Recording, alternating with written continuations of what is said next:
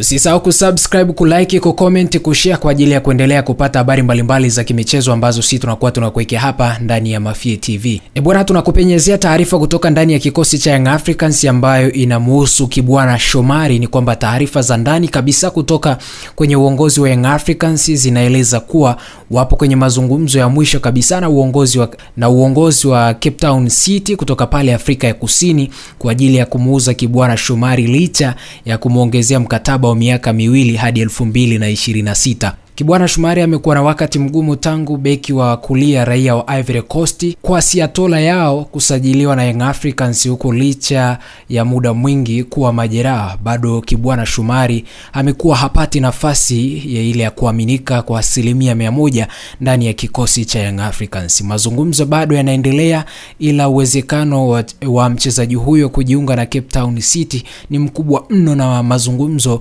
yako kwenye hatua za mwisho kabisa. Taarifa ambazo tumezipata kutoka ndani ya uongozi wa kikosi cha Young Africans ni rasmi sasa kwamba Kibwana Shomari anakwenda kuwatumikia Cape Town City pale Afrika ya Kusini. Anakwenda kuwa ni njano na blue pale Afrika ya Kusini, kwenda kutumikia katika kazi yake mpya ama kibarua chake kipya ambacho anakwenda kukitumikia pale Afrika ya Kusini. Ni mianya ama ni mwanga ambao umefunguka kwa mchezaji huyu mdogo kabisa kwenda kusakata kabumbu katika nje ya mipaka ya Tanzania. Na kuwa ni faraja kwetu sisi wa Tanzania kuona idadi kubwa ya wachezaji ikiwa inaongezeka ambao wanakwenda kucheza soka la kulipwa nje ya mipaka ya Tanzania ili kuijenga timu ya taifa imara zaidi na kwenda kupata uzoefu na kujua namna gani ambavyo soka la nje lilivyo na ushindani mkubwa, na wasiendelee kungangania kubaki hapa nyumbani katika ardhi ya nyumbani na kutafuta maisha mengine